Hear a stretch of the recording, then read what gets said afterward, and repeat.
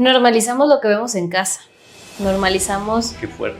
Está cañón, la verdad es que en todos los sentidos. Es trabajar con los padres, porque todo viene de lo que aprendemos, de lo que normalizamos. Si nosotros crecimos con unos padres o con cuidadores que no prestaban atención a su cuidado personal o a los síntomas, pues nosotros vamos a aprender a normalizar muchas cosas. Hacemos medicina correctiva y debemos de hacer medicina preventiva. El deporte o la actividad física nos hacen mejor personas a todos. Cómo la actividad física, el ejercicio, el deporte tiene un impacto en tus hormonas, en tu salud mental, en tus articulaciones, incluso en tu entorno social. Bienvenido a un nuevo episodio de Open Podcast, un espacio donde encontrarás ideas, estrategias y herramientas para construir una vida. Hoy tenemos como invitada a la nutrióloga Saraí Carrillo, una experta en nutrición. Saraí también es educadora en diabetes, cuenta con un diplomado en nutrición pediátrica, una maestría en nutrición deportiva por parte de la Escuela del Real Madrid y un programa en nutrición y estados de ánimo. En este episodio hablaremos sobre educación nutricional, cómo aprender a escuchar tu cuerpo, cómo elegir mejor lo que consumimos y cómo los hábitos se heredan generacionalmente. También hablaremos de esos síntomas que muchas veces ignoramos, el exceso de optimismo frente al daño silencioso y lo esencial para cuidar nuestra salud desde la prevención. Te dejo con esta entrevista muy interesante y de mucho valor. ¿Qué tal, Sara? Buenos días, ¿cómo estás? Gracias por aceptar la invitación al podcast. ¿Cómo estás hoy? Gracias a ti, muy bien. Aquí ya lista para platicar. Sí, a compartirle valor a las personas. Realmente esta plática, entrevista es justamente para aportarle valor a la comunidad, para ayudar a las personas a tomar mejores decisiones acerca de su salud, de sus hábitos, temas nutricionales, y la verdad que pues, conozco tu trayectoria y qué mejor hacerlo de alguien profesional como tú. Quisiera que las personas conocieran un poco más de ti. Cuéntanos acerca de tus formaciones, tus credenciales y a qué te dedicas específicamente en el área de la nutrición. Ok, bueno, pues soy nutrióloga, ya egresé hace algunos años. Para ser muy exacta, yo creo que unos 14 años más o menos que egresé. Y desde que salí siempre he dado consultas, entonces la verdad es que siempre he estado con las personas. Trabajé de repente ahí en algunos temas de comedores industriales, pero pues siempre mi pasión y mi gusto ha estado enfrente del paciente. Y pues me he ido especializando. La verdad es que la vida misma y mis mismas experiencias y mis mismas patologías me han ido llevando a distintos caminos, pero me gusta mucho diabetes, soy educadora en diabetes. Estudié un diplomado de nutrición pediátrica. Eso hizo que me enfocara más que en pediatría en embarazo. Trabajo mucho con embarazadas, me encanta ese tema.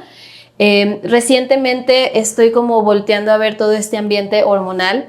Tengo tiroiditis de Hashimoto y endometriosis y son temas hormonales, entonces eso ha hecho que pues, me apasione en este mundo de las alteraciones metabólicas y de las enfermedades autoinmunes. Entonces, un poquito de eso y bueno, algunos cursos de alimentación, comportamiento. Te digo, ahorita estoy muy metida en el tema hormonal. E incluso estudiaste un tiempo en la Escuela del Real Madrid, ¿no? Algo relacionado con el deporte. Pequeño detalle, tengo maestría en nutrición deportiva y la UVM tenía como una doble titulación. Tuve la oportunidad, que ha sido de las experiencias como más importantes en mi vida, que más me han marcado, de ir a Madrid, donde se cerró ahí como el seminario, como el curso de la maestría. Estuvimos incluso en el Real Madrid, en el estadio. Nos dieron ahí un tour, ahí dimos unas pequeñas conferencias, unas cátedras, y estuvimos en la universidad, que la universidad está wow, la investigación que ellos hacen. La verdad es que los españoles hacen muy buena nutrición y hacen muy buena nutrición deportiva. Entonces, bueno, la verdad es que ha sido de las mejores experiencias y todo eso, pues la verdad es que sí está como muy distinto, ¿no? Diabetes, embarazo, nutrición deportiva, hormonas, pero pues al final de cuentas me han formado y hacen que yo al ver al paciente pues los pueda como atacar por distintos flancos. Y dentro de esas especialidades que tienes, mencionas algo del embarazo. Y pues tú tuviste gemelos hace poco. Platícame cómo fue la experiencia de tu embarazo desde la perspectiva de nutrición al tener gemelos. Bueno, hasta tuve que suspirar. Ha sido la experiencia más increíble y cambiante de mi vida, no solo desde el punto de vista fisiológico. Yo entré a un embarazo pues siendo nutrióloga y sabiendo esta parte como médica. No soy médico obviamente, pero sé cómo funciona el cuerpo. pero una cosa es saberlo y leerlo y estudiarlo, y otra cosa es vivirlo, sentirlo, o sea, ver cómo el cuerpo se adapta y hace unas cosas increíbles, no para ser un bebé, porque mi cuerpo tuvo que hacer 2 seres humanos. Y está cañón, la verdad es que el ser humano y las mujeres somos increíbles, podemos crear unas cosas fantásticas. O sea, yo dentro de mí tuve 3 corazones, o sea, eso es una cosa... Crear vida. Está muy, muy cañona. Entonces, bueno, los retos nutricionales fueron muy grandes, desde las recomendaciones de los médicos al momento de subir de peso, qué tanto se debía, qué tanto se podía, porque a ver, eran 2, pero pues tampoco se trata de subir mucho, tampoco se trata de subir poco.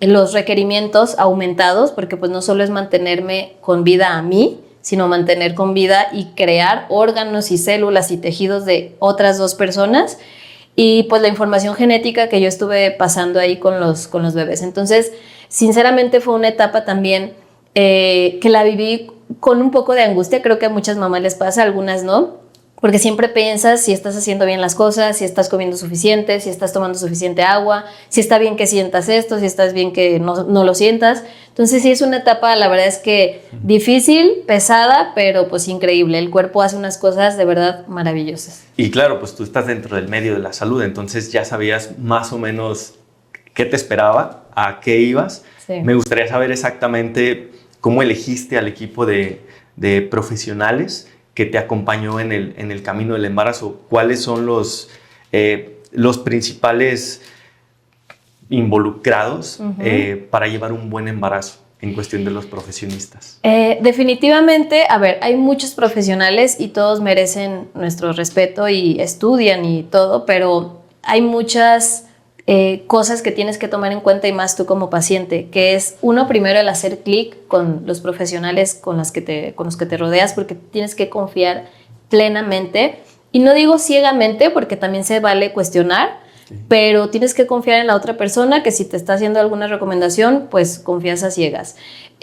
Yo soy nutrióloga, y a pesar de eso yo tuve a mi nutrióloga, que es la doctora Clio, que justo es doctora en nutrición pediátrica, que ella me estuvo orientando cada mes, porque pues sí soy nutrióloga, pero pues también yo ahí fui paciente totalmente.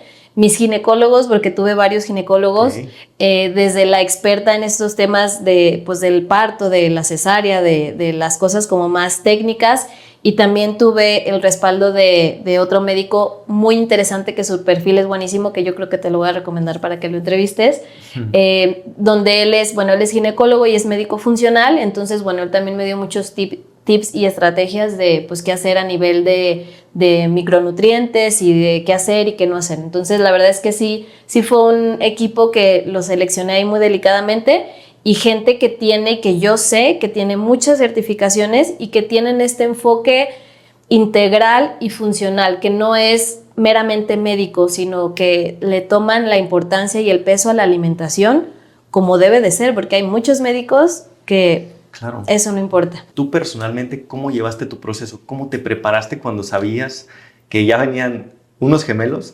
¿Cómo fue tu proceso personal, de qué desayunabas, qué tenías en cuenta, cómo dormías? Hay un concepto en nutrición que se llaman los 1000 días, que involucran 3 meses antes como mínimo de que tú te embaraces, y hasta los 2 años de vida del bebé. Entonces, se dice que estos días van a tener un impacto significativo en los bebés, en sus genes, en la epigenética, en muchas cosas, ¿no? Incluso temas psicológicos, mentales, emocionales, etc. Wow. Entonces, yo no me preparé exactamente 3 meses antes, yo creo que me preparé más, pero sí fueron 3 meses, 4 meses intensos con el tema de actividad física tranquila, alimentación normal, balanceada, mucha suplementación. O sea, yo meses antes, 3-4 meses antes, hice mucha suplementación. ¿Qué suplementos? Ojalá tuviera las listas, pero tomé inositol, metilfolato, que es diferente del ácido fólico, vitamina D, complejo B, resveratrol. No sé, bueno, la verdad es que eran omega 3 en dosis. No me fui a dosis normales, me fui a dosis terapéuticas. Entonces, sí, previamente hice un trabajo arduo. ¿Y esos suplementos cómo los elegiste? ¿Era por tu condición o es como una base para cualquier mamá que esté esperando? Era un poco de los dos. Era bajo mi condición. Al tener tiroiditis de Hashimoto, mi sistema inmune necesita un apoyo. Al tener endometriosis, la parte autoinmune también necesita ahí apoyo. Y aparte por el embarazo, ¿no? Los suplementos o las vitaminas que se necesitan sí o sí por el embarazo, más combinado con lo que yo necesitaba por mis condiciones. Ok. Digo, para ya quedarnos, estamos hablando de eso y para cerrar un poquito esta parte de hablar del embarazo y apoyar un poco con información hacia las mujeres que están en ese proceso, me gustaría que nos compartieras en términos generales cuáles son tus recomendaciones para alguien general, para una persona común, de cómo planear y cómo llevar su embarazo desde la perspectiva nutricional. Pues eso, que se preparen mínimo 3 meses antes, pero no solo ellas, también su pareja, porque la fertilidad es 50 y 50. Aunque las mamás llevamos una carga genética importante, pues ahí está, o sea, el gen está hecho 50% y 50%. Entonces, los dos deben de hacer cambios de alimentación, de suplementación. Sí considero que es importantísima y necesaria la suplementación porque la alimentación que llevamos, la verdad es que es deficiente en esos temas. O sea, ahí estás hablando antes de embarazarse. Antes de embarazarse, sí. Ok. O sea, tiene que haber una previa antes de buscar el embarazo, por decirlo así, de preparación del hombre y la mujer. Totalmente, mínimo 3 meses antes con buena suplementación. ¿Cuántas personas hacen eso, Saraí? No sé, una de 10, yo creo, una de 1000. No conozco la estadística, pero seguramente la mayoría de los embarazos no son planeados. No, yo tampoco conozco la estadística, pero yo creo que la mayoría de los embarazos a nivel mundial no son planeados, y si sí son buscados, porque hay gente que claro que los busca, pero son buscados de otra manera, no trabajamos en la alimentación, en el estrés, en la actividad física, ni en la suplementación. Trabajamos quizás hasta los aspectos económicos, buscamos cambiarnos de casa o cambiar de coche porque la familia va a crecer, pero no buscamos lo realmente importante porque eso va a modificar los genes. Y pues eso no solamente surge en el embarazo, tú lo mencionaste hace un momento que pues somos seres multidimensionales, no solamente es la parte nutricional, sino la parte hormonal, la parte fisiológica, la parte bioquímica y todo este tema. ¿Cómo llevas tú, con toda la experiencia que has tenido con tus pacientes, cómo llevas el equilibrio entre todas estas áreas en una persona? La pregunta más difícil. No es fácil llegar al equilibrio porque aparte nadie nos ha enseñado desde en casa, desde la escuela, desde la comunidad, desde incluso el tema gubernamental, o sea, no lo dicen mucho, lo tenemos que hacer, pero es difícil realmente como empatar todos estos temas. Es literal estar como las olas del mar, como tratar de a veces enfocarnos un poco más en ciertos temas que quizá en ese momento es a quien le tienes que dar prioridad, pero no es que los otros los olvides, obviamente, pero es irlos así como sobrellevando literal como las olas del mar, porque tratar de mantener en equilibrio o buscar la perfección en los temas, la verdad es que es súper difícil. No existe, creo. No existe, exactamente. Creo yo desde mi ignorancia. No, exactamente. Y esa es la frustración y el por qué la gente quizá termina, creo yo, abandonando este estilo de vida saludable o buscando esta mejora en su estilo de vida, porque creen que todas las áreas las tienen que tener perfectas todo el tiempo. Sí, perfectas todo el tiempo. Y eso la verdad es que no existe. Habrá momentos donde le pongas más focos a otros. ¿Y de dónde crees, sin desviarnos tanto, de dónde crees que venga esa creencia de pensar que todas nuestras áreas deben de ser perfectas? De la parte social y cultural, porque se nos exige, y bueno, el tema de hombres y mujeres es quizá un poco distinto, pero es totalmente cultural. O sea, se nos exige que tenemos que ser perfectos o perfectas, estar saludables, hacer ejercicio, estudiar, trabajar, generar dinero, leer, estudiar, viajar. O sea, tendríamos que hacer todo, ¿no? Comer perfecto, pero tomar agua, pero hacer ejercicio, pero estar con buen tono muscular, pero no tener grasa, pero no tener celulitis, pero tener músculo. O sea, y la verdad es que es súper difícil, pero sí, totalmente es un tema cultural y es un tema social que se ha ido pasando de generación en generación. Claro, y creo que estás tocando un tema muy importante porque obviamente década tras década vamos cambiando pues la cultura, la sociedad, van entrando nuevas cosas, nos tocó ver entrar a las redes sociales y eso cambió pues muchísimas cosas, los estándares, las apariencias y muchas cosas empezaron a a cambiar. Y me gustaría entrar en un tema bien interesante que se me hace acerca de esto, que es la adaptación. Se supone que es la inteligencia del ser humano. O sea, la inteligencia del ser humano puede medirse en la adaptación que tiene a su entorno. Pero bajo este contexto, donde nuestro entorno no nos está llevando a tomar las mejores decisiones por tener las expectativas altas por redes sociales, por tener una vida ajetreada buscando todo al mismo tiempo, esa adaptación pues no nos ha hecho ser o tomar decisiones tan inteligentes. ¿Tú qué perspectiva tienes desde la experiencia que tienes con tus clientes de esta parte de que se han adaptado o nos hemos adaptado a un estilo de vida que no es saludable? Nos hemos adaptado porque es lo que toca y quien no se adapta muere, ¿no? Al final de cuentas. Pero quizá no todas las personas hemos logrado llegar a adaptarnos de la mejor manera a todos los entornos que estamos teniendo.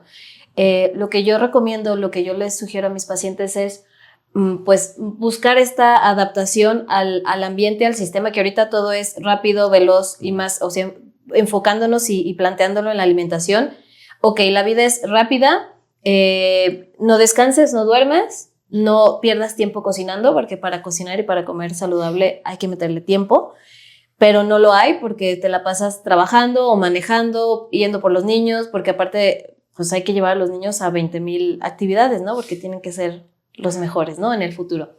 Entonces es lo mismo que comentamos hace un ratito, como tratar de enfocarle o ponerle un poco de más foco a ciertas cosas que quizás son tu silla, o no tu silla, tu pata de la silla más débil, porque es tu predisposición genética, porque es tu talón de Aquiles, por lo que sea, y ponerle un poquito más de foco a eso y adaptándolo a la realidad, porque luego nos ponemos expectativas de, sí, Saraí, te lo juro que esta vez sí voy a cambiar mi alimentación, porque voy a cocinar, porque voy a hacer, porque yo me voy a hacer mis 3, 4, 5 tiempos de comida, y eso es irreal. Entonces, como bajar las expectativas, poner expectativas o más bien como metas reales, alcanzables, y ser sinceros con nosotros mismos más que con los demás.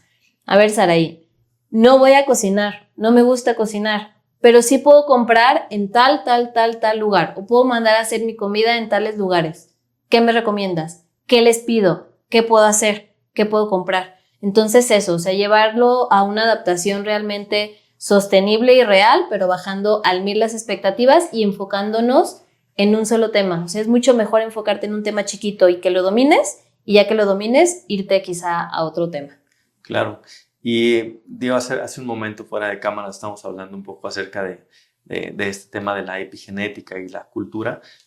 Y en este caso, quien te busca a una consulta es alguien que quiere cambiar, mejorar su vida, mejorar sus hábitos, o de plano ya tiene alguna predisposición de salud que la orilló a esta persona a buscarte. Venimos de un sistema, como bien mencionabas, donde no tenemos una educación previa acerca de la salud, dentro de muchas otras áreas importantes. Pero esta parte de normalizar ciertas cosas, como el decir, ¿sabes qué? Es que no tengo tiempo para cocinarle a mis hijos o lo que sea, y les doy un jugo para que se vayan a la escuela, porque es lo que veo en la tele, socialmente, culturalmente. Es un jugo de naranja.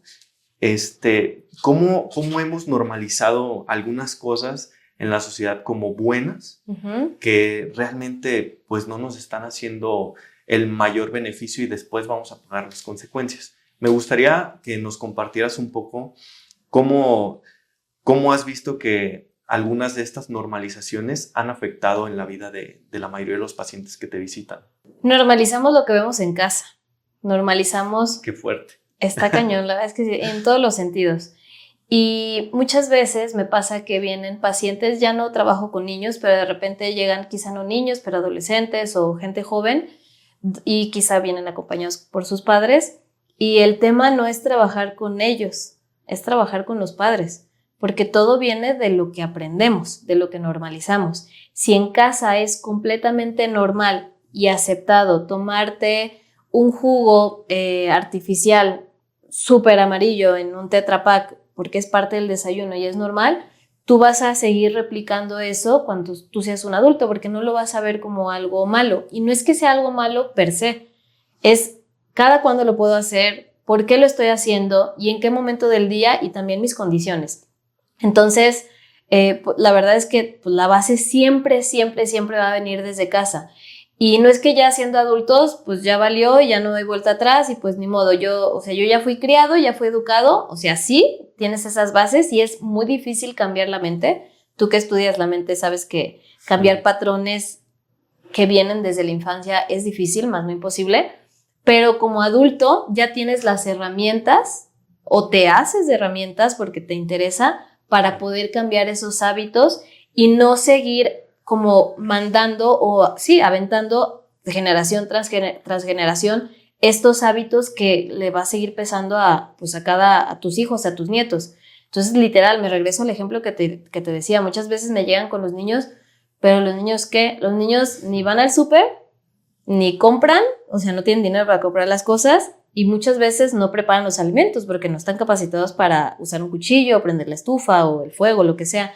Somos nosotros los padres los que estamos y los responsables, por eso es tan importante este tema de tener hijos o no tener hijos o lo que sea, porque es muy fuerte el peso y la responsabilidad que tú tienes a la hora que estás criando y educando a una persona. Claro, y qué interesante lo que dices, porque entonces tenemos que empezar, se podría decir, bueno, hay que empezar por educar a los niños. No, hay que empezar a educar por quién educa a los niños, ¿no? Totalmente. Entonces, en esta parte es hacer más conciencia en los adultos para que trabajen en las nuevas generaciones. Y si regresamos a este punto de trabajar en los adultos, en la persona activa, la persona que quiere tener toda su vida en equilibrio, que eso me parece una utopía, es una fluctuación constante en la vida de tus áreas y por eso es como tener un buen acompañamiento multidisciplinario para ir buscando pues qué tienes que ir equilibrando, qué puedes dejar un poquito ahorita de lado y otra cosa dedicarle tiempo. Exacto. Bajo esa premisa y bajo el contexto de saber cómo alguien puede adaptarse de manera correcta para su salud a este estilo de vida, a esta época, a esta década en la que estamos. Uno, educándonos y obteniendo información real, o sea, estamos llenos de redes sociales y creo que las criticamos demasiado y también tienen cosas muy positivas, o sea, las redes sociales nos han venido a facilitar la información abriendo el celular y viendo TikToks o videos o lo que sea de gente que sabe, así como también hay muchos videos de gente que no sabe, pero si tú sigues cuentas y empiezas a tener criterio de qué haces y qué no haces, la verdad es que te puedes adaptar y reeducar a través de, te digo, no de redes sociales al 100%, pero de inspirarte. También hay muchísima información en libros, que antes tener un libro era como, ok, esa información ya tiene 10 años de antigüedad, entonces ya no es válida. No hablo del libro de biblioteca antiguo, o sea, tantos libros que salen, tantos libros fáciles de leer donde tú te puedes inspirar y puedes saber qué hacer, qué no hacer y siempre adaptándolo a ti como persona. O sea, yo puedo leer 25 estilos de dietas y 25 estilos de alimentación, pero necesito ubicarme incluso en la etapa en la que estoy, porque a lo mejor si yo leo un libro ahorita de metabolismo, si lo pude haber leído a mis 20, es el mismo libro. O sea, yo tenía otro metabolismo, tenía otras metas, tenía otro estilo de vida, tenía otro nivel de estrés al que estoy teniendo ahorita y al que probablemente voy a tener cuando llegue mi momento de la famosa y bendita menopausia y otras etapas que tenemos en la vida. Dentro de esta perspectiva que hemos estado hablando de adaptarnos al nuevo estilo de vida, obviamente los productos también han tenido su efecto en cuestión de que pues ya hay más productos enlatados, más productos disponibles, que pueden facilitar el estilo de vida o la adaptación del ser humano al ajetreo diario, ¿no? A los tiempos y todo eso. Pero hay una línea muy delgada entre saber diferenciar entre un producto de consumo rápido y saberlo identificar bien, y la otra es saber en qué proporciones consumirlo. Si no, me gustaría abordar un poco acerca de esta parte de diferenciar entre un producto de rápida adquisición y cómo evaluarlo. Primero tenemos que diferenciar entre los procesados y los ultraprocesados, porque creo que los estamos confundiendo, incluso los profesionales de la salud. todo lo que lleva un proceso es algo procesado. O sea, aunque tú lo hagas en casa y hiciste un pan de caja, ya va a ser algo procesado porque llevó de ser una semilla, bla, bla, bla, ¿no? La diferencia y el tema es ponerle atención a los ultraprocesados. Esos son los que tenemos que tratar de no consumirlos en el día a día. ¿Cuál es la diferencia de los ultraprocesados? Un ultraprocesado siempre va a tener muchos aditivos, muchos conservadores, muchos colorantes, entre artificiales, entre naturales probablemente, muchos colorantes, muchos endulzantes, entre artificiales y otros quizá no tan artificiales. Y ese es el tema, ¿no? Que estamos abusando de los ultraprocesados. Estamos haciendo que los ultraprocesados sean la base de la alimentación del día a día. ¿Por qué? Porque sí, la vida es rápida, porque no tengo tiempo, porque no me gusta cocinar, porque no estoy dispuesto a invertir mi tiempo en esto. Y entonces es muy fácil llegar a la tienda, porque aparte los ultraprocesados están disponibles desafortunadamente en todos lados. Mucho más, o sea, hay mucho más difícil acceso a lo fresco y a lo saludable. Y sí, desafortunadamente es más caro ahorita. Okay. Y un ultraprocesado yo bajo, o sea, aquí estamos en una plaza, entonces yo bajo y yo ya tengo un ultraprocesado de hacerle así un empaque, ¿no? Okay. Entonces, partiendo desde ahí, ¿no? Como aprender a diferenciar y no tenerle miedo a los procesados, porque afortunadamente que hay cosas procesadas, porque yo no tengo tiempo de hacer un pan de caja, yo no tengo tiempo probablemente de hacerme unas tortillas, por eso llego y las compro. Pero hay que aprender a diferenciar. ¿Y cuál es la clave? La lectura de etiquetas y la educación nutricional. ¿Podrías darme algunos ejemplos de los ultraprocesados? Sin hablar de marcas, probablemente una barrita que nos vende la idea que es de avena, con granola, con amaranto, con arándanos.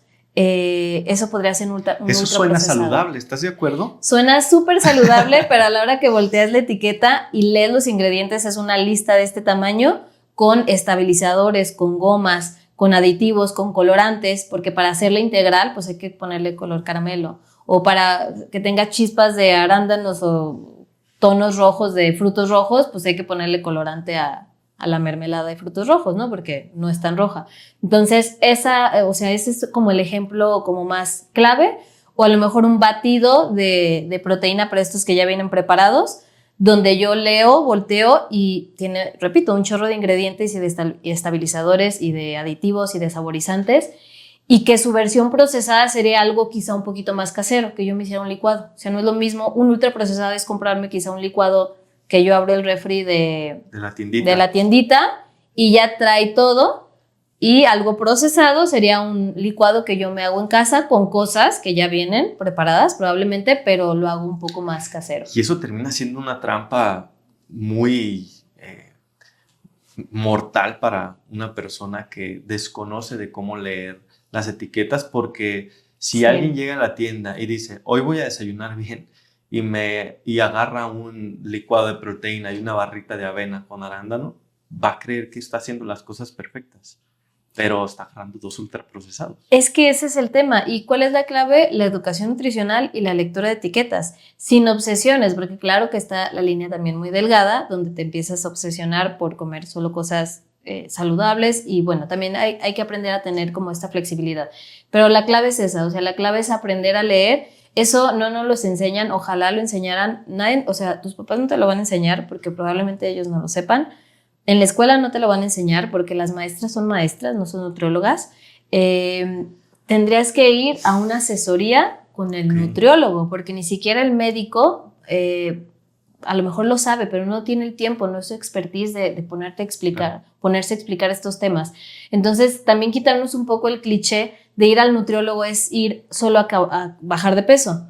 No, ir al nutriólogo es a que me eduque nutricional, y principalmente, y a lo mejor que me eduque también en estos temas de lectura de etiquetas para yo saber comprar. Yo siempre les digo a mis pacientes, que si sabemos hacer bien las compras, es difícil, muy difícil, que el producto final en casa sea algo que no sea saludable. Porque la avena está revisada, el jamón está revisado, que hay muchos tipos de jamones, pero el chorizo que compras está revisado, las tortillas están revisadas, repito, sin obsesión, porque la línea es muy delgada, pero si tú tienes buenos ingredientes en casa, tu platillo, el picadillo que hiciste en la tarde, las quesadillas que te hiciste en la noche, el licuado que te hiciste en la mañana, sí o sí va a tener buena calidad. Claro. ¿Y cuál es esa línea entre saber en qué momento no obsesionarte con querer hacer todo perfecto? Porque luego seguramente, no sé si te pasa con tus pacientes, que les dices, pues esto no lo puedes consumir, esto no, o está en la lista de que lo tienes que consumir muy poco y te pueden preguntar, entonces, ¿qué voy a comer, doctora? ¿Cuál es esa línea entre no obsesionarte, entre comer todo limpio todo el tiempo y ser un poco permisible con esta parte que tú ya conoces o como paciente conoces que no es la mejor, pero puedes acceder a ella en un caso de emergencia? ¿Cuál es esa línea? Creo que la palabra es flexibilidad. O sea, tenemos que ser flexibles y ubicarnos en tiempo y espacio. Ejemplo, en mi día a día no es que seas un soldado y que no seas flexible, pero sí debes de ser más estricto. Ser más estricto en las cosas que entran a casa porque es tu día a día, es lo que vas a desayunar, es lo que vas a comer, es lo que vas a cenar. Es tu 80-90% de tu salud, de tus hábitos, de tu todo. Revisar tu refri, tu alacena. Revisar tu refrigerador y tu alacena. Y la palabra flexibilidad entra en las cosas que no están en nuestras manos, porque hay muchas cosas que no están.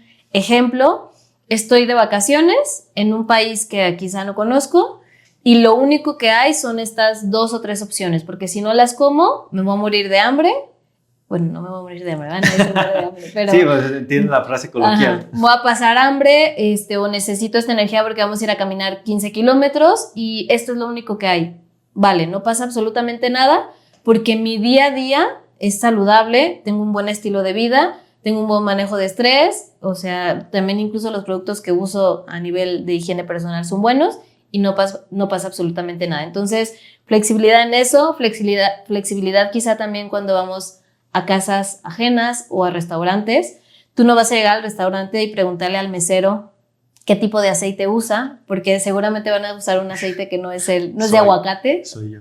Obviamente, bueno, tú sí llegas a preguntarle al mesero. A veces, pero sí entiendo. Pero no vas a llegar, te digo, al restaurante, a la cena de gala y preguntando ni diciéndole qué porciones te va a servir. O sea, eliges del menú la mejor versión y no pasa absolutamente nada porque es una comida de las 30 y tantas comidas que puedes hacer a la semana. Y ahí estás hablando de algo que no tiene que ver con seguir una dieta, porque en esos casos te sales de tu dieta, ¿no? Uh-huh.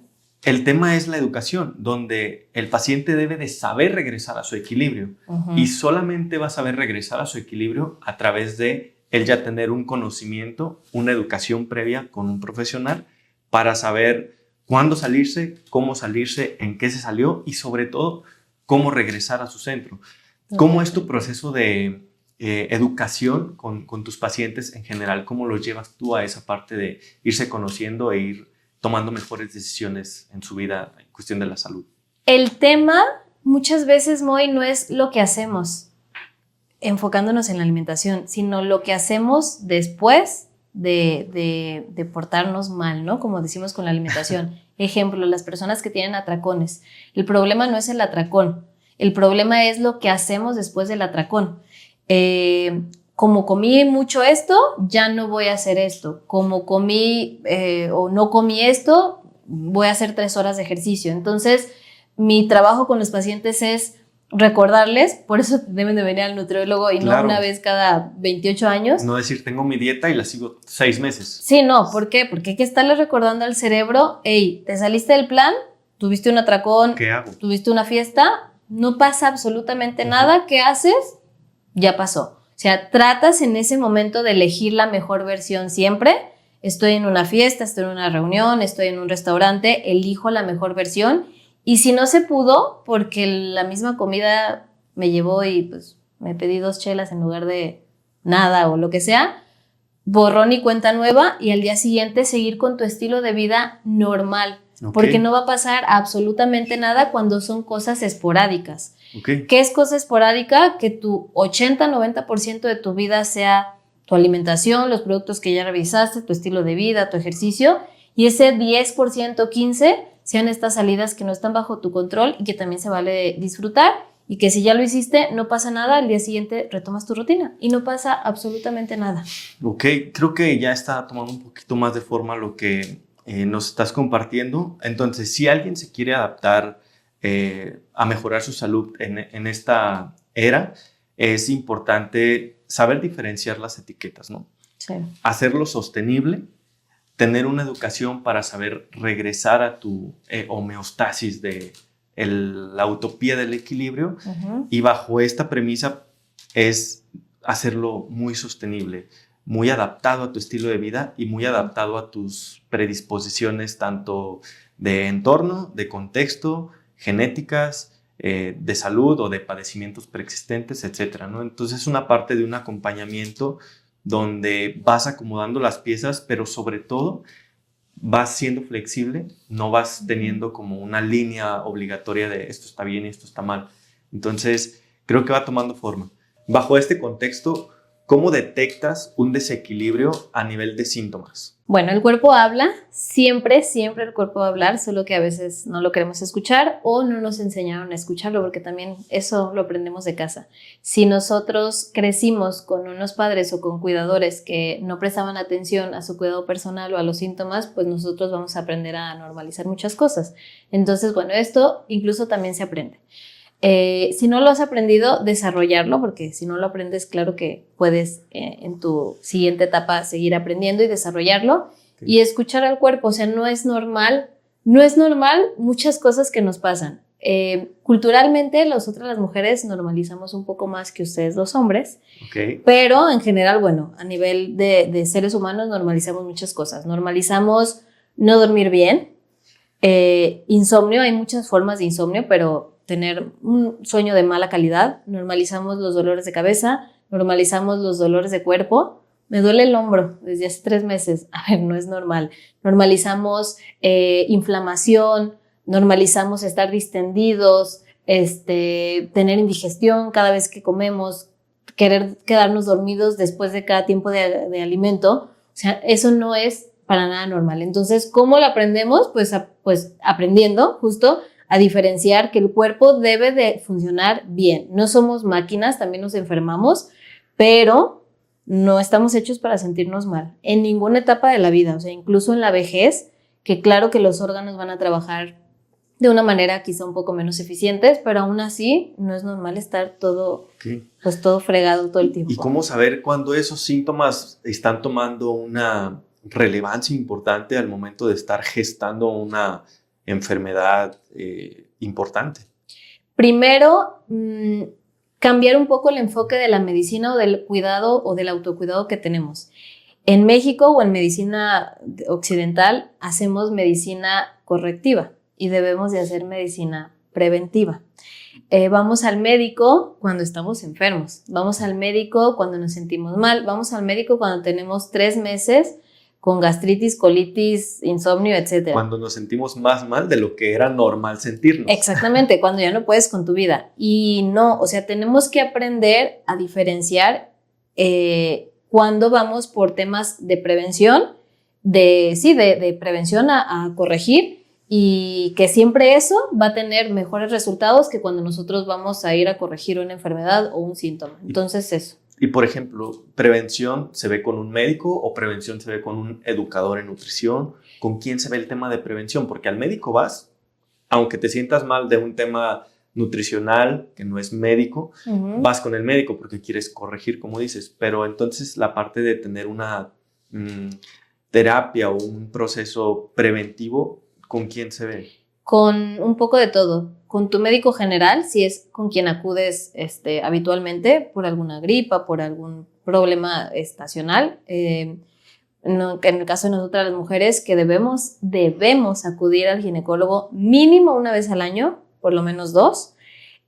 Al dentista vamos cuando nos duele la muela o se nos cayó o se nos fracturó la pieza o lo que sea. Al dentista se va mínimo, y bueno, no soy la experta en eso, pero mínimo 2 veces al año, mínimo para la limpieza que te tienen que hacer. Muy mínimo. Muy mínimo, exactamente. Y ahí es donde podemos prevenir. Y lo mismo con el nutriólogo, o sea, no venir a lo mejor cada 2 semanas, pero sí venir a una revisada. Todos siempre necesitamos una coacheada, una revisada de la alimentación. Saraí, estoy haciendo las cosas así, pero me he sentido así. Y ahí, en esas consultas preventivas, el médico y tú a la hora de platicar, porque siempre tú que platicas es como una terapia con el terapeuta, ¿no? O con el psicólogo. A la hora de platicar, te caen los 20.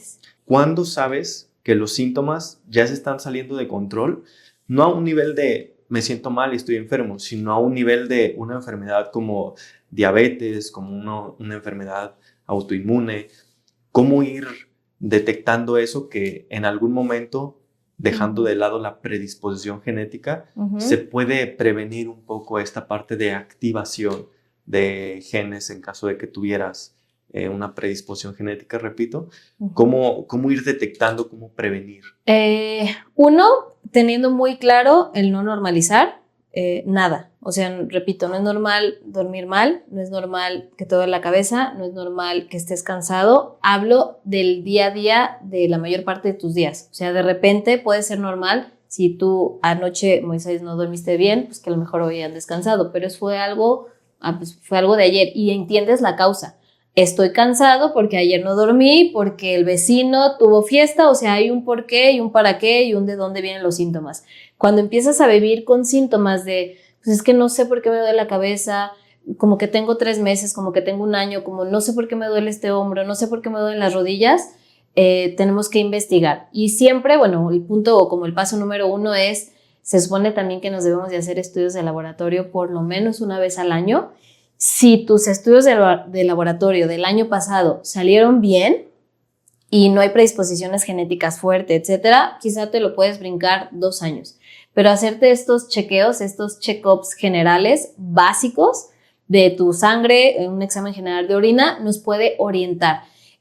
También asistir con médicos que tengan esta visión integrativa o esta parte de la medicina funcional o de la nutrición funcional, donde a través de los estudios de laboratorio y de los síntomas y de la plática con la persona pueda, o sea, a través del expertise de este lado, de los profesionales de la salud, es nuestra chamba justo detectar ciertas cosas que quizá tú no te has dado cuenta o tú has normalizado por todo lo que ya platicamos, pero que a mí no me cachan, ¿no? Es que yo digo, ¿por qué te estás levantando a las 3 de la mañana? Estoy viendo que este estudio te salió así. Y hacer medicina totalmente preventiva, porque hay números de laboratorio que son óptimos y hay números de laboratorio que están dentro de rango y entonces nos podemos confundir. Entonces, pues sí, acudir con alguien que sepa del tema y no saltarte tus visitas con tu médico, con tu ginecólogo o con el urólogo o con quien te toque ir, con tu dentista, platicarlo y ahí es donde vas a poder detectar muchas cosas. Ok, no, y detectar una enfermedad, pues tienes que ir con varios expertos, ¿no? No es como que con el primero, si tienes síntomas generales, pues va a ser difícil saber exactamente qué tienes, ¿no? Va a tener que ser un proceso más amplio. Hablabas de una estadística, entre comillas, de una vez al año hacerte chequeos de laboratorio. ¿Cuántas personas realmente hacen esos chequeos, Saraí? No me sé la estadística tal cual, pero la verdad es que son pocos. O sea, ¿por qué crees que las personas no hagan esos chequeos constantes?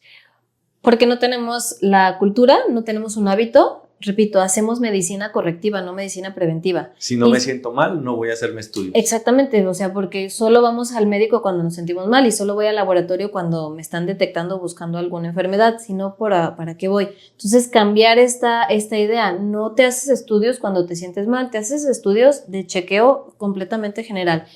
Y cuando tú tienes una predisposición genética a alguna enfermedad, o sea, que tú sabes que tu mamá, tu hermano, tus primos, tus tíos, o sea, casi hasta el vecino tienen diabetes, hipertensión, bla, bla, pues quise estar más al pendiente y decir, a ver, no lo tengo, pero está en mis genes.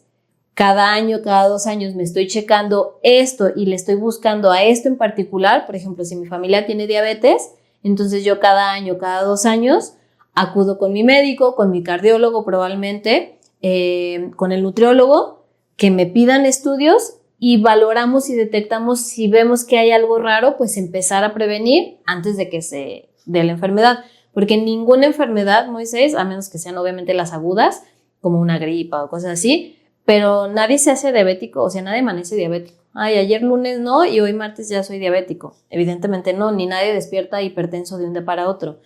No es una regla, pero casi todas las enfermedades crónico-degenerativas tienen aproximadamente 10 años de gestación. 10 años. 10 años de gestación. O sea, tuviste 10 años para poder estar al pendiente, prevenir un poco, estar alerta. Tuviste 10 años. Tuviste 10 años y muchas veces no le hacemos caso a esos síntomas porque el cuerpo siempre nos habló, siempre. ¿Y no crees que tenga algo que ver con el hecho de no querer saber? sea, si ya tienes en tu cabeza que te sientes mal, que tienes algunos síntomas que no te gustan y prefieres no hacerte esos chequeos por decir, prefiero no saber. Totalmente, rapidísimo, te cuento que me pasó con una paciente que ella la veo en línea, a ella le detectaron algunos nódulos en la tiroides y a la hora que fue al médico a que le iban a hacer una biopsia, entre médicos hicieron ciertos comentarios que a ella la pusieron alerta, ¿no? Ella no es médico, pero empezó a hacer mil historias en su cabeza. Y no tengo exactamente la fecha, pero lo voy a inventar, digamos. Ella tenía que ir por sus estudios o sus resultados de sus estudios de patología para ver si era cáncer o qué era en la tiroides. Ella recién tenía un bebé de unos 2 años, 3 años. Tenía que ir al mes, más o menos, y creo que fue una cosa increíble, fue a los 4 meses o a los 6 meses por los resultados, por el miedo de enfrentarse al resultado, justo, Claro. a que le dijeran pues algo que no era lo más óptimo y menos pues en la etapa de vida en la que ella estaba. Y durante todos esos meses, es lo más cañón, que durante todos esos meses, ella sufrió, o sea, Claro. sufrió ataques de ansiedad, estaba yendo con terapeuta porque ella se hizo 20,000 historias en la cabeza. Entonces, claro que tiene que ver con eso, o sea, si no veo no existe, creemos eso, ¿no? Ujú. Pero pues claro que existe, solamente que cuando nos avisa ya no te dice, hey, te dice, hey. Ok, Sara, estábamos hablando de la normalización de algunos alimentos ultraprocesados dentro del estilo de vida y pasamos a hablar un poco acerca de la normalización de algunos síntomas y cómo preferimos a veces no voltear a ver lo que puede ser evidente e incluso nos mencionabas que tenemos 10 años, ¿no? Para ver surgir una enfermedad más fuerte o más importante como un tipo de diabetes, tiroides o cosas así. Entonces, me gustaría abordar este tema desde el aspecto de cómo es vivir una enfermedad ya. Cuando aparece, cómo aparece y cómo el paciente va sobrellevando ese estilo de vida que cambia radicalmente. Bueno, verlo también como un proceso que va a tener justo eso, ¿no? Como ciertas partes donde tú recibes la noticia, la aceptas, te enojas contigo, con la vida, con quien sea, lo procesas y bueno, viene esta parte de la resolución donde aprendes a vivir con la enfermedad, ¿no? Que justo así debe de ser. Debemos de aprender a vivir con la enfermedad sin ponernos etiquetas de soy diabético. No soy diabético. Eres amigable, cariñoso. Tienes diabetes o vives con diabetes. Entonces, sí un poco adueñarte de la enfermedad sin ponerte el saco y la etiqueta, pero eso es porque viene la aceptación. Incluso hay mucha gente con diabetes, con hipertensión o con 1000 enfermedades que nunca llegamos a aceptarla y la viven, o sea, viven en negación. Entonces, evidentemente, su tratamiento y su proceso nunca va a ser el más óptimo porque realmente nunca aceptaron la enfermedad, ¿no? Que, repito, es un proceso, a todos nos pasa. Tenemos que vivir estos pasos para al final decir, ok, voy a vivir con ella. Entonces, esa sería la primera parte. Y la segunda, que creo que es como la más importante, ver las enfermedades como catalizadoras o como trampolín. Y eso solo lo decides tú. El ser humano tiende a ser negativo, creo yo, ¿no? O sea, es como parte de nuestro cerebro, ver lo malo, lo negativo, el no se puede, lo difícil. Pero a través de la educación, de la terapia, de las herramientas que nos vamos haciendo en la vida, podemos irnos justo a eso, de hacernos de herramientas donde a la hora que me dan un diagnóstico que es este cubetazo, tienes de dos, o negarte y irte pues quedarte ahí y no hacer nada, por lo tanto, pues nunca te empoderas de esta enfermedad, y usarla como un trampolín y decir, ok, tengo esto, entonces estoy obligado, en un sentido positivo, a cuidarme. Entonces, no me queda de otra. La vida fue la manera en la que me dijo, o te pones o te cuadras, y entonces obligatoriamente, repito, siempre con una connotación positiva, pues aprender a sí o sí llevar un estilo de vida saludable, sí o sí a manejar tu estrés, o sea, en el caso... O sea, hacer lo que debiste de haber hecho hace 10 años. Sí, o sea, la vida literal te va, pues, obligar, tal cual. ¿Por qué crees, desde tu experiencia con los pacientes, por qué crees que esa persona no inició 10 años atrás a hacer lo que ahora obligatoriamente tiene que hacer? Porque creemos que nunca nos van a pasar las cosas. Y creo que, repito, es una parte como muy humana, ¿no? Como así funciona nuestro cerebro, como incluso muchas veces la juventud tiene que ver. Muchas personas a los 40 o a los 50 es donde vienen y debutan todas estas enfermedades, o a los 30 que vienen estos cambios hormonales y metabólicos, y 10 años antes pues son tus 20, ¿no? Y de tus 20 a tus 30, de tus 30 a tus 40, que todavía estás joven, pues nos creemos invencibles, porque la diabetes es de viejitos, la hipertensión es de señores, las enfermedades, o sea, creemos que el cáncer es pues para las demás personas, nunca para nosotros. Okay. Entonces creo que es como una debilidad pues social, mental del ser humano. Y justo yo creo que ahí repito, la importancia de estar en contacto, ¿no? Con personas que te vayan ayudando al menos a llevar un estilo de vida, un profesional, un entrenador en nutrición, un entrenador a lo mejor en deporte y cosas así, para hacer lo que se tiene que hacer, pero hacerlo 10 años antes, o sea, con anticipación para no tenerlo que hacer desde una parte obligatoria. Uh-huh. Incluso en uno de tus posts en redes sociales, que nos compartes donde las personas te pueden encontrar, mencionabas algo que me gustaba mucho, que me gusta mucho, que es que tú crees que el deporte es una clave para mejorar la vida y la sociedad. Platícame un poco más acerca de esta parte, de lo que crees acerca del deporte como prevención o la actividad física. El deporte o la actividad física, que pareciera lo mismo pero es distinto, nos hacen mejor personas a todos. Incluso, bueno, yo de joven, porque todavía soy joven, pero de más joven, el impacto en el deporte lo veía muy superficial. O sea, todavía no me caía esos famosos 20 del saber y el entender cómo la actividad física, el ejercicio, el deporte tiene un impacto en tus hormonas, en tu salud mental, en tus articulaciones, incluso en tu entorno social.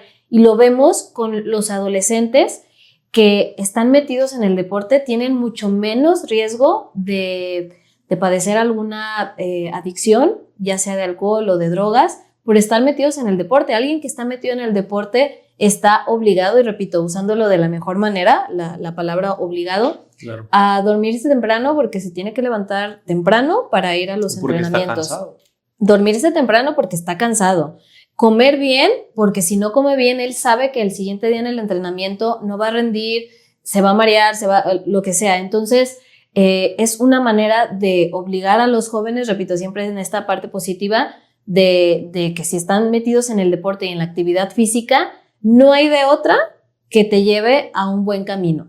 Ya cuando brincamos la línea de lo flexible, de lo equilibrado, de lo deportivo, donde se vuelve una obsesión, donde hacemos deporte por solo el aspecto físico, o cuando ya nos vamos a estos medios elite, que lo elite no siempre tiene que ver con salud, eso ya son totalmente otros temas, pero quitando esas partes, si tú estás en una actividad física, te motiva y tu mismo cuerpo te va a pedir cosas positivas, y no me dejarás mentir. O sea, si tú estás entrenando normal como cualquier ser humano, se te antojan comer cosas saludables, con proteína, hidratarte, porque sabes que si no comes bien al día siguiente no te va a rendir el entrenamiento. Y lo que hiciste tampoco puede funcionar. Y lo que hiciste, o sea, la friega que te pusiste, claro, dices, la voy a echar a perder porque no estoy cuidando y llevando bien mi alimentación. Entonces, no hay manera de que salga eso mal.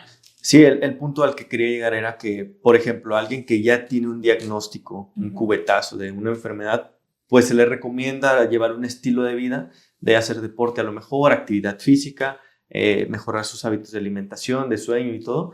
Pero, repito, si eso lo haces como un estilo de vida previo, pues te evitas muchas cosas, ¿no? Y ya no estás tomando el deporte y el estilo de vida como una corrección sino como una prevención de... No, y lo disfrutas. Claro. La actividad física. Y esta parte de mejorar tu contexto, ¿no? O sea, mejorar tu toma de decisiones a través de estar en contacto con profesionales que te ayudan a llevar este proceso. Saraí, la verdad me encantó estar contigo. Creo que esta parte de la entrevista va a ser muy funcional, muy valiosa para las personas. No sé si te gustaría agregar algo más que se nos esté pasando, que quieras compartir con la comunidad. Pues creo que lo más importante es de la entrevista y en general no normalizar, de verdad que normalizamos muchísimo, no normalizar, rodearte o buscar profesionales de la salud que te hagan clic, que ya los investigaste previamente y que sepas que tienen estas credenciales donde no solo se están enfocando en la medicina tal cual o en la nutrición tal cual, que es esto un poquito más integral. Entonces, pues que lo hagan, que busquen, que no normalicen, que si no les gusta donde llegan, ya sea el nutriólogo, el médico, el ginecólogo, el dentista, muchas veces nos quedamos en lugares donde nos sentimos incómodos. Entonces, no me latió, no me cuadró, no me gustó, busco por otro lado. Y siempre, siempre, siempre empoderarnos, porque los únicos que sabemos sobre nuestra salud, sobre nuestro estilo de vida, sobre si estamos haciendo bien las cosas, lo que sea, somos nosotros. O sea, sí, los profesionales de la salud estamos como esa lucecita orientando a los pacientes, pero quien vive la enfermedad, quien vive los síntomas, quien sabe quién hizo las cosas o cómo las estás haciendo, eres tú. Entonces, empoderarte, ser ser como protagonista de la historia, claro, porque luego nos ponemos como, pues que me digan los doctores qué hacer.